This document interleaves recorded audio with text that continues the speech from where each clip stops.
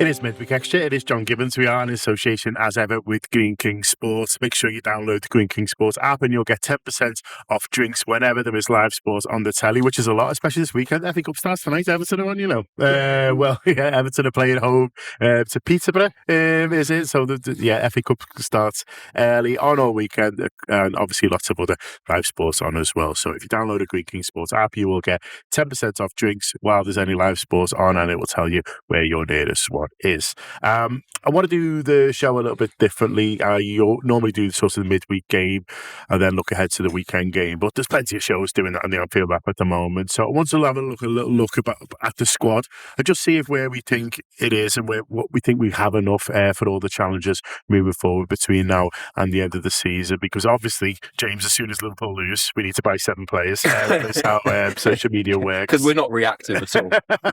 But I thought it would be interesting because I'll be honest, this was a little bit prompted by Quanta going down. Apparently he was just a bit poorly and thought he was going to be okay, and then realised he had no energy. We've all been there. I'll be fine to go for the run, and then you keeled over on the prompt. But so he should be all right. But if we start with the defence, do you think we've got enough defenders between now and the end of the season? No, I don't. You don't? No, I think we need another body in as soon as possible.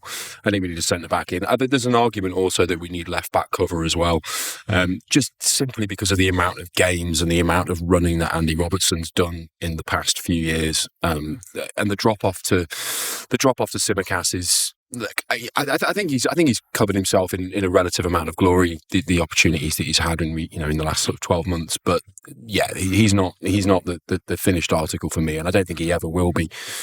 Centre back is the big concern, as you say, with Quansah. I just think he's too immature.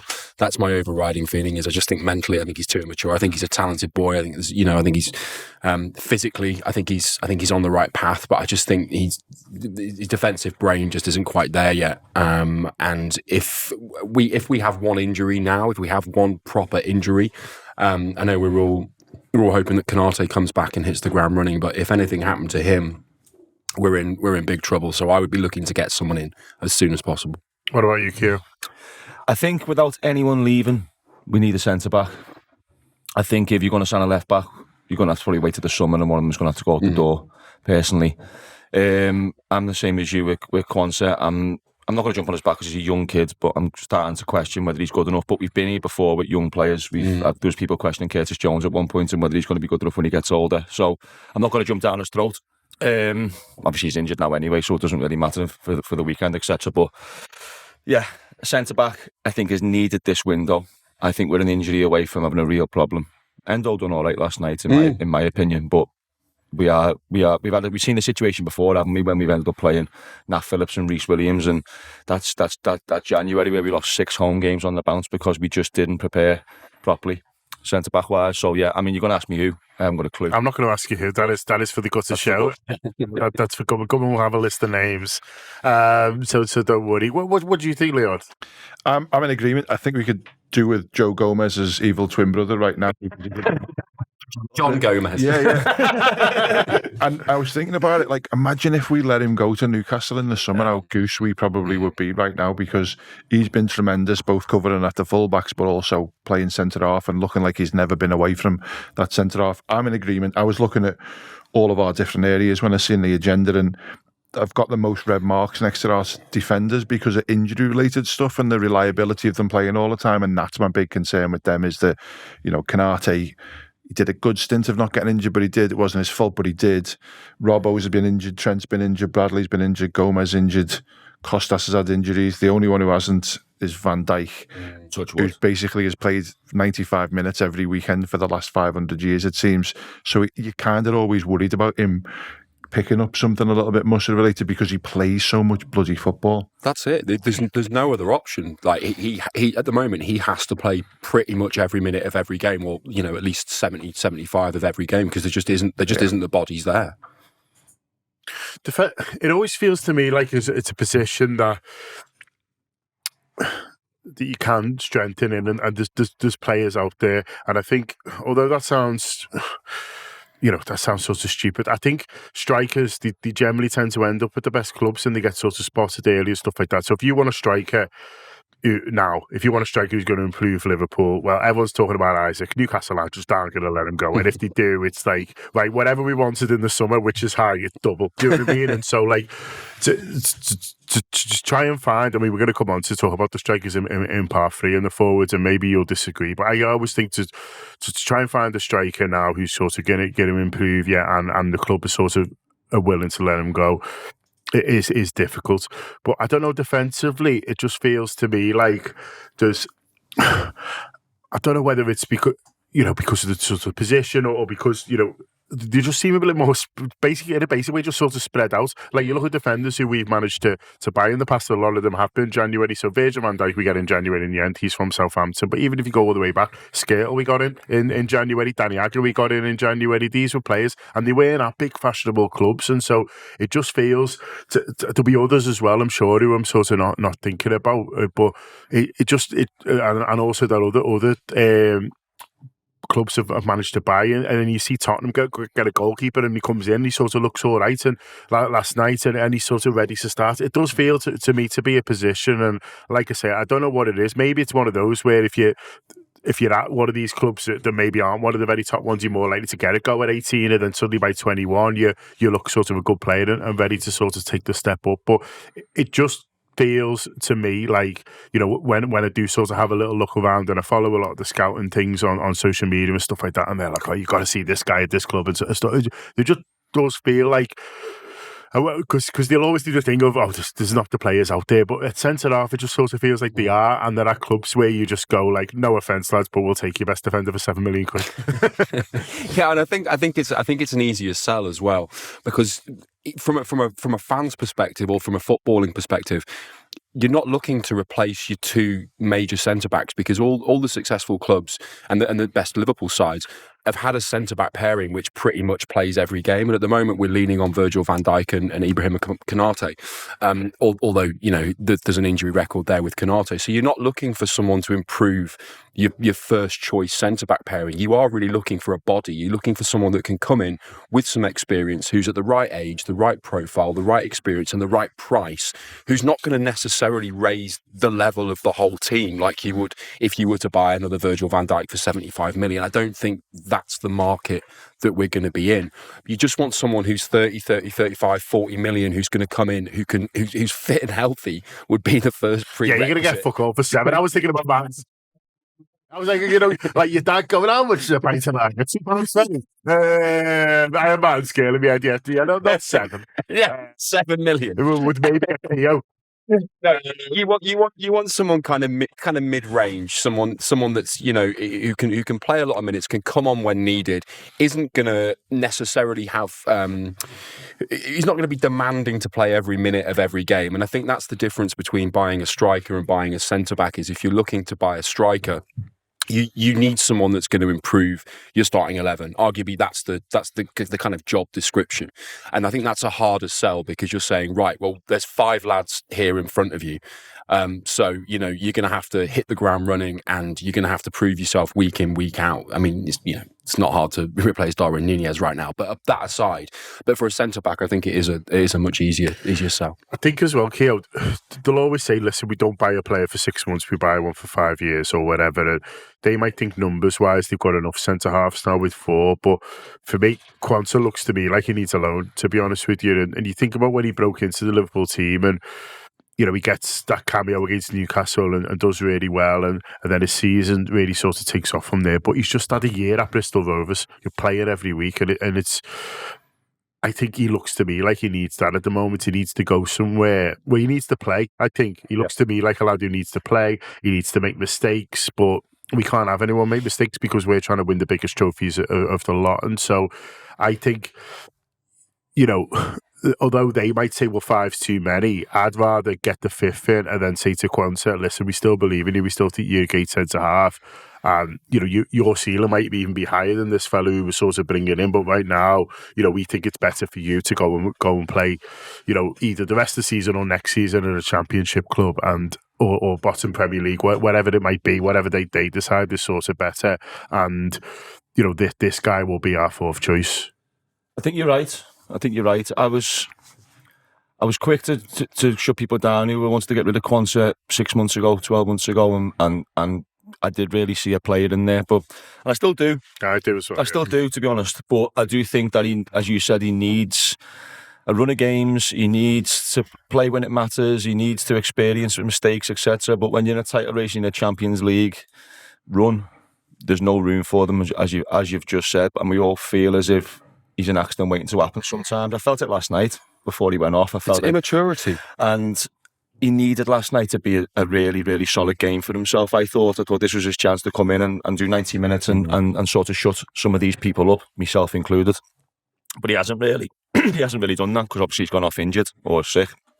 So I would say if you've got a defence which stays fit, then you could argue that 4 centre-halves is enough. But as you just pointed out, the red marks next to all them names, every single one of our defenders has been injured at some point. And considering now we've actually seen Endo go into centre-half in a competitive semi-final, probably alarm bells ringing that we're playing people out of position now. And once you start to do that, say Endo gets injured, say Van Dijk gets injured. That's the bit. That's the big one. It's Curtis Jones and Endo at centre half. It's dangerous, isn't it? You know what I mean? So we probably need to go and bring in a centre half this window. But we've all sort of like calmed down a little bit as fans with transfers. I think a couple of years ago it was people would be screaming now, sign players. But it was midfielders, wasn't it? Yeah. It's been every window as long as I can remember. Fans obsessed with players coming in, and there is people still out there on Twitter, etc., who would rather sign a player than win a trophy. I get that, but I think we've all calmed down. I think we've all calmed down a little bit with and we shouldn't, because we, as you just said, look at the injury list we've had this year, and because we've played so well and because we were sat in the league and the Champions League, we're not crying about it too much, and so we shouldn't. But I am wary. Once I seen Endo go into centre half last night, I thought we're an injury away from playing in a Champions League game or a really, really big league game with players out of position when we don't need to. There's obviously money in the bank. We haven't signed players for windows on the bounce now, so yeah. And you want to strengthen from a position of strength, don't you? You want to buy players when you are top of the league and top of the Champions League. You don't want to wait till the wheels fall off. And like you say, you are playing Curtis Jones at centre half. That's when that's when it's panic stations. That's when you go out and you're spending silly money on players that don't fit or bringing in kids. You need to strengthen from a position of strength. People see you coming as well. If you're playing Endo and Curtis Jones at centre half and then go and try and sign a centre half from somewhere else, they're gonna be rubbing their hands together. So as you say, strengthen from a position of strength. While we're top of the Champions League and Premier League and the window's open, let's not give ourselves a headache in the running. There's minutes available for them as well because of the injuries, but also because Van Dijk plays so much. Exactly. You've got 3 or 4 games a month where you can give him 10, 15, 20 minutes off, and then start him in another game and stuff like that. So the minutes are available. You're right though. Like when you've got your 2 centre halves and one on the bench and one goes down early on, your ass goes, doesn't it? Yeah. You mentioned there about the idea of Clone and Gomez. Would you be looking for someone who has got that sort of versatility, who maybe play, I mean, not necessarily all 3 positions, but, the idea that someone is, maybe a left side of centre half but could do a bit of left back, or would it sort of depend on what's available? I would have thought the left side would be the one, because I think Bradley and Trent have got that right side pretty much covered, and you could struggle to get one of the centre halves play there if you need to. Gomez, Quansah again if we had to, but I think it is left. I think we're not naming names and stuff like that, but one of them utility players like the kid who plays at Sport, or the one who's at Bayer Leverkusen who can do left back and left centre half, I think would be ideal, because then you can give him some game time at left back, but then you can give him a bit of cover for Virgil when he needs a bit of a rest, I think. Okay, that was the defenders. Let's go into the midfielders. It's funny with midfield, Keel, because in the summer it was the hot topic, wasn't it? It was the position that we all wanted strengthening, and by we all I would include the manager and you'd have thought the sporting director in that, because the one they got closest to signing was Zubimendi.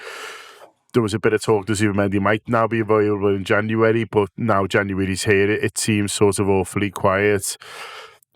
Gravenberg's obviously stepped up in a massive way, but there's people who are concerned about the number of games that he's playing, which I understand.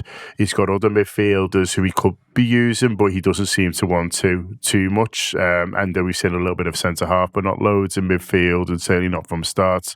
Elliott, we've seen a surprising lack of for me.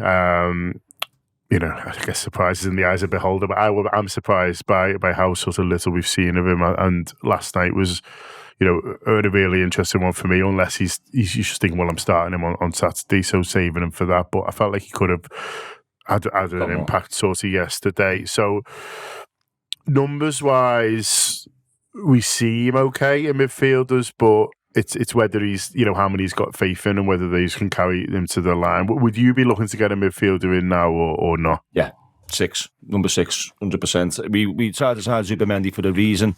We all thought it was make or break, whether we got him in, how our season was going to go, but it's not been like that. Gravenberg has stepped up big time. But I've just talked about 1 or 2 injuries to the centre halves, and now you're struggling.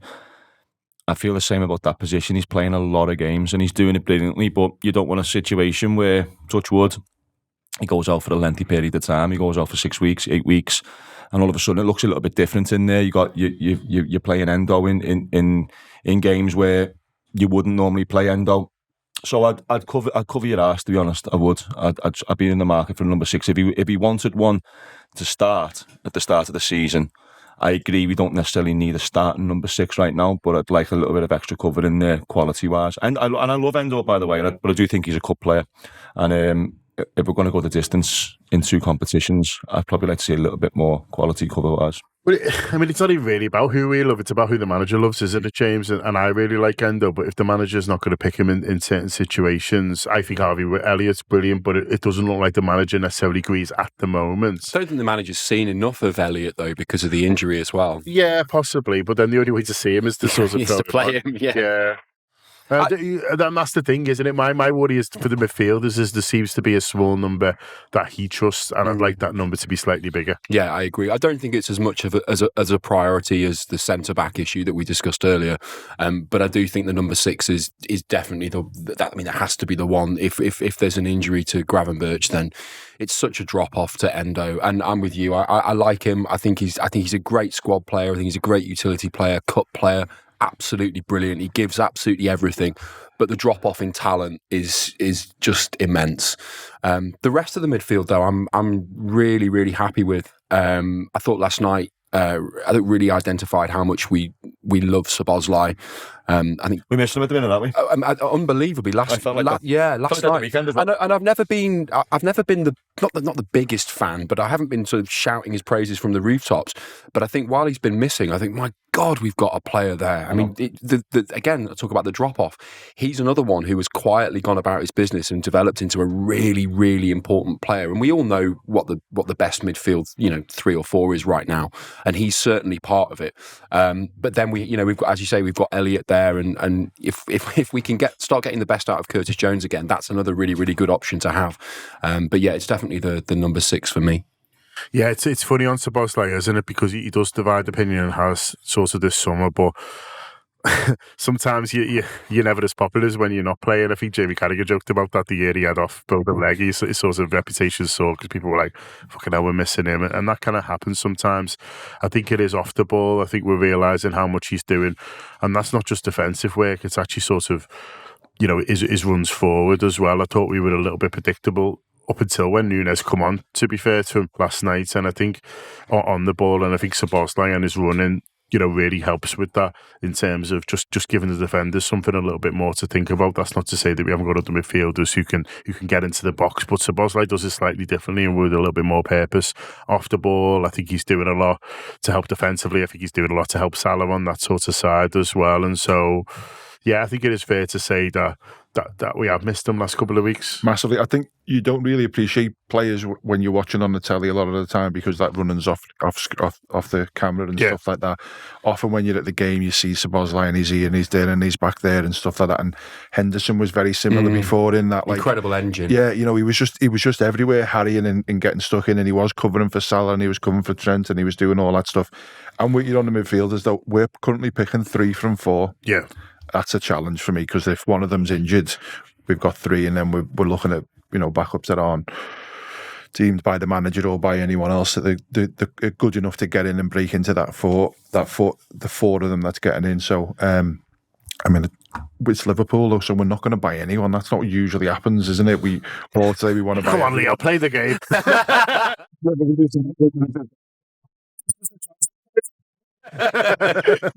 You know what it's like, but I am really interested because we've expressed an interest in certain players in certain positions, and I know we're not doing names and stuff, but reports today Tchouaméni's available from Real Madrid. He's been on the list, and if he's on the list, he stays on the list. Zubimendi's on the list.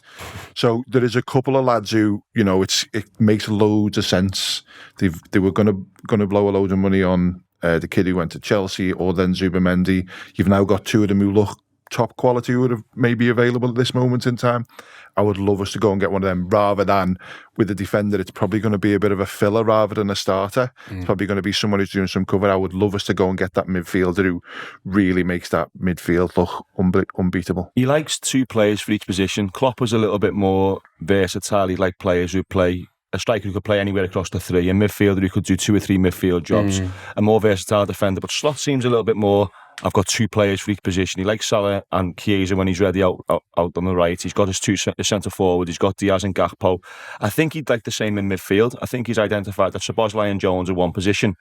McAllister's got one on his own, and Gravenberg's got one on his own. Yeah. So I don't know what the long-term plan is for Endo or Elliott or any of the other fringe midfielders, but I think personally Slot would like 2 number 6s he can trust every week, and another McAllister type role. And I mean, I know I'm like asking to go and find gold there because he is world class, but you know what I'm trying to say? Maybe you can give McAllister a break and someone can come in and do that job. I think that's what Slot's gearing towards. Likewise with the defence, he just wants 2 solid players in each position, and that's probably why he didn't go over the top in the transfer market, because he wanted to have a proper look at what he had, and we were all fine with that, and we're still fine with it because of where we're sat. But I think we can see now the way we've been playing over the course of the season where the accidents are waiting to happen. Yeah, big time. Yeah, and this is sort of it. You don't want to see him spoiled because, like Keo says, we're in a great position and we're in a better position than someone else. And I'm sure if our Arsenal podcast is doing this now, they're looking at it thinking, we need a number 9, we need to be this and that. So no squad out there is perfect, James, and so I want to be sort of clear on that. As football fans, we always want to add one more, and as Liverpool fans sort of looking at it now, there's ways you can improve it, but I actually think we've got the best squad in the league, and I think we've got the most balance, and I think we've got the most depth and probably sort of star quality as well. So I think we're in a great position, and I do think we'll still win the league, but you just love to increase those chances. You just love them to give the manager every chance. And like you say, you don't want to be sat here and go, oh yeah, we were flying, but then we got a few injuries and it hurt. Or do you know what? We won the league and that's great, but we could have won that Champions League as well. But we were fucked in that second leg because of this and that and stuff like that. And so for me, it's not about. I'm not sat here going, if we don't sign a midfielder, we won't midfield now. If we don't sign a midfielder, we won't win the league, because I think we probably will anyway.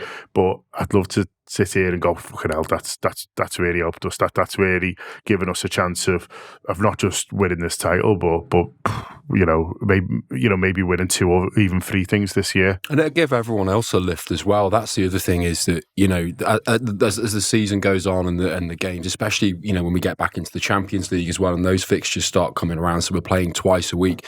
That's when people start getting exhausted, and that's when injuries start happening. And just 1 or 2 bodies, a defender and a midfield would just give everyone such a lift.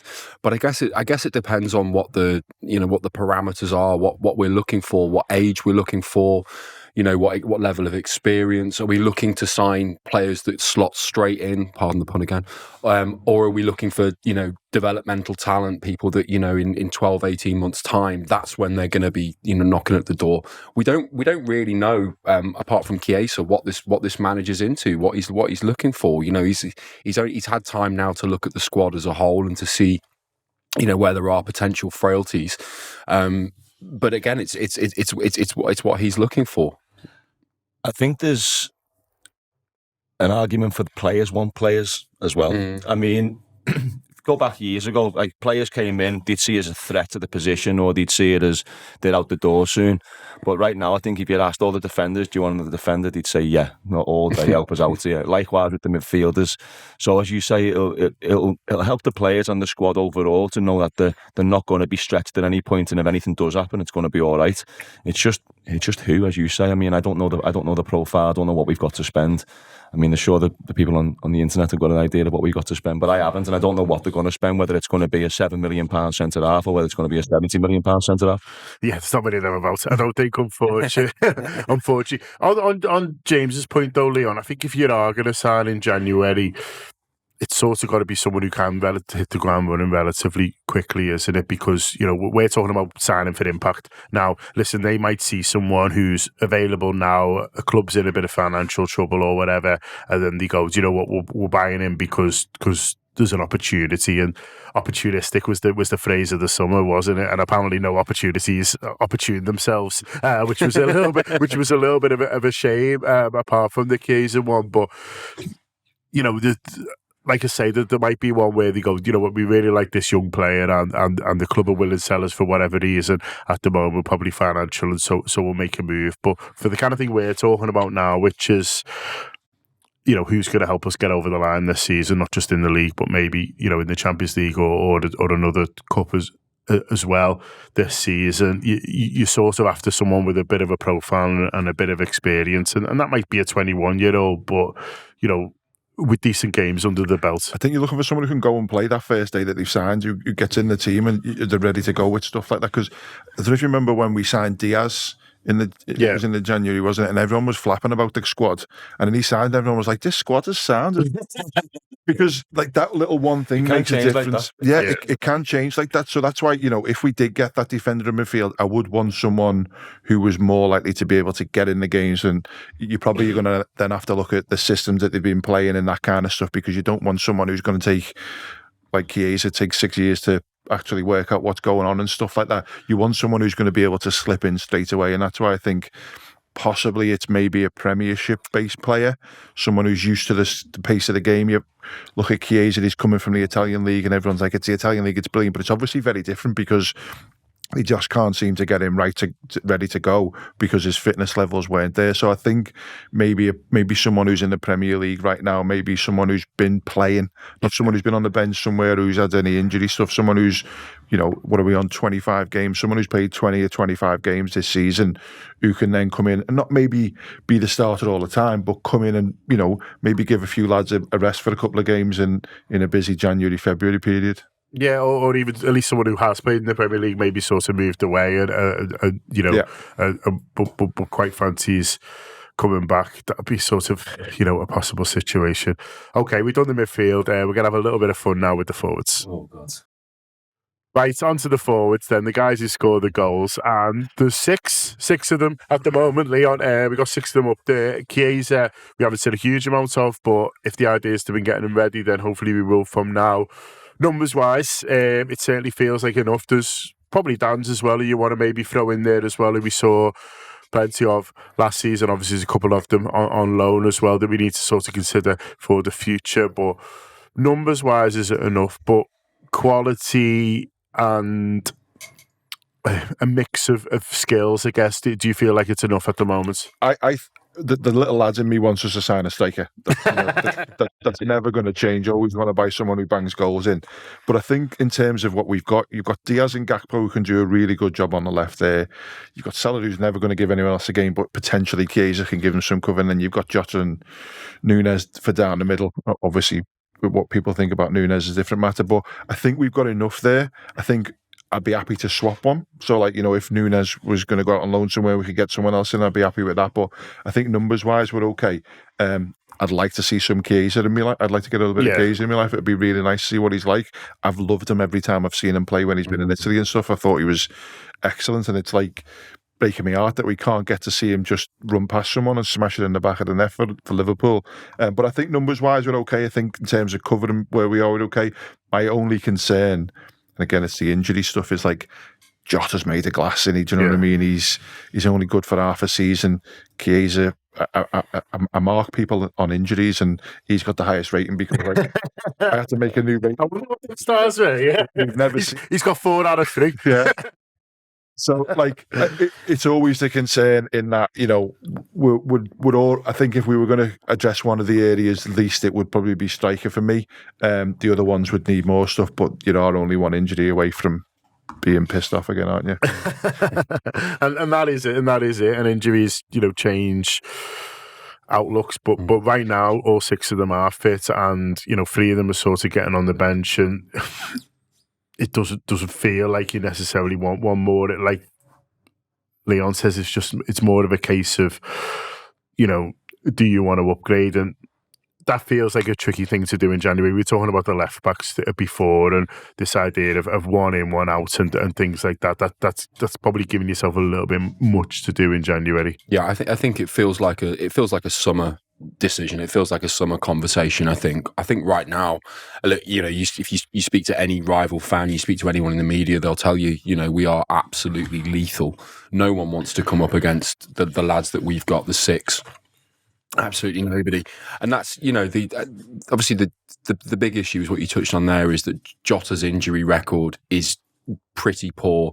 And Núñez's statistics are pretty poor, and those are the 2 lads that we're relying on to be the major goal threat for the majority of the season, and it's just not there for me. And I think patience has run out now for Núñez, and I don't want to go on a big rant about him because I know he works hard and I know he does some mad stuff, and sometimes his highlight reel can look quite good, but the reality is the goals just aren't there, and I can't see a world where the club and the manager are not losing patience with him.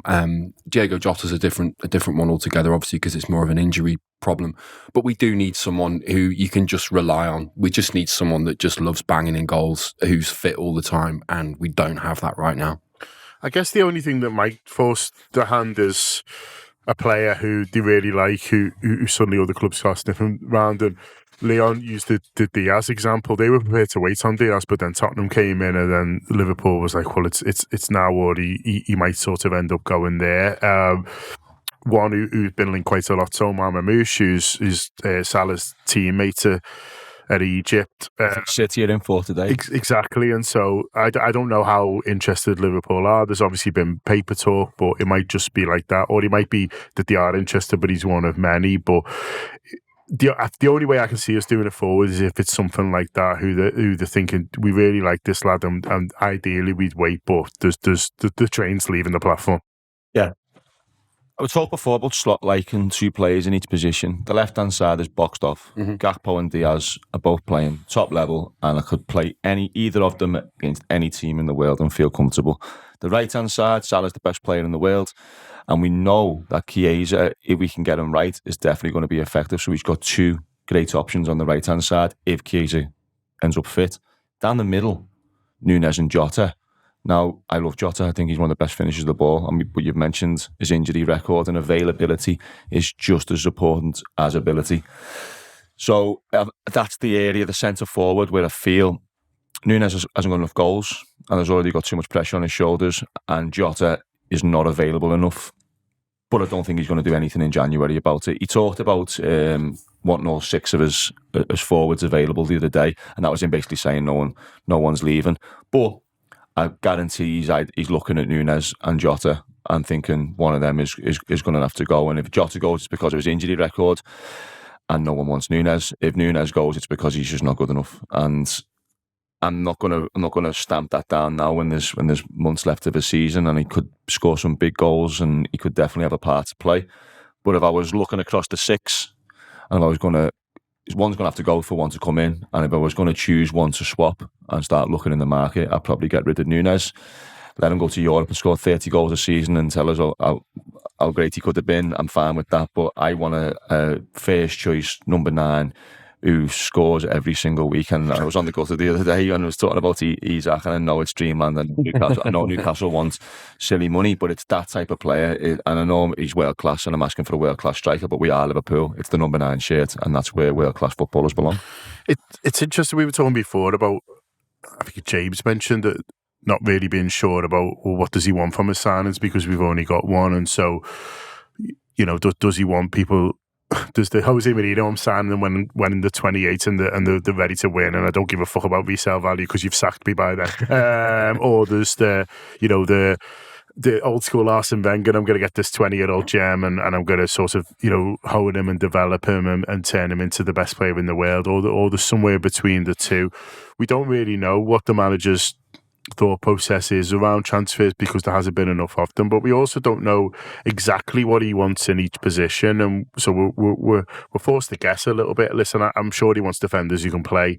He's talked a little bit about wide forwards and that he wants pace and he wants them the ability to take them on, and that's quite an interesting thing. And he picks Diaz from the start. I think sort of based on that, he's kept Salah there when I know there was a bit of talk, not least on the Anfield Wrap in the summer. You see him more as a number 9. He's kept Salah there, I think, for that reason, for that ability to sort of take on players.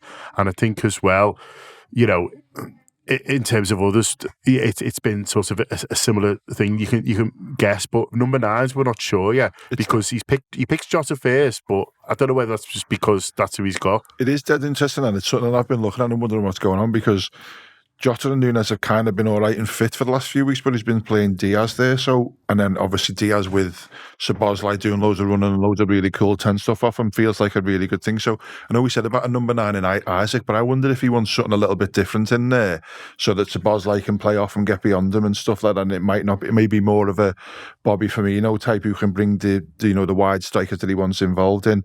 I'd love Isaac 100%. I think he's obviously proven he can do it. If you're thinking about business-wise, if you could get a fee for Jota and Núñez, I'm guessing, and get half of the money towards someone who's a stonking, really good striker, and then maybe get some youth in there. Give Danz a go as a cover for him or something like that. I don't know. It's a good point, though, whether he wants that sort of false 9 and let Szoboszlai get beyond him, because we've seen that's what Szoboszlai is doing best, or whether he's playing Diaz there because Jota's not 100% and his injury record's so bad that he can't risk him until he's right, and he just doesn't trust Núñez. It's that. I think it's that personally. I think as soon as Jota's fully fit and playing regular, or there's a number 9 in there that can play every week, you don't see Diaz is back out to the left. Yeah, agreed.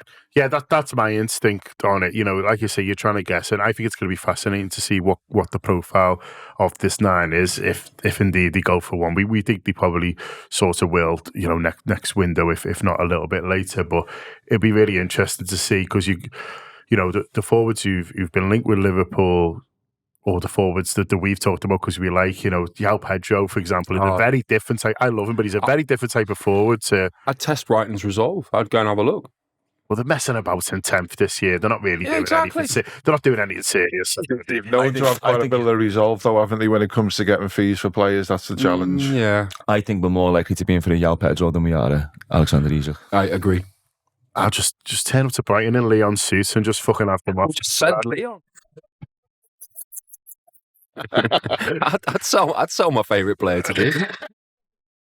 Hey, that's like the train. I was like, give him Pedro, and then somehow he's got he sold the whole building's telecommunications as well. Can I just ask a question? How many red dots are next to his name? Absolutely.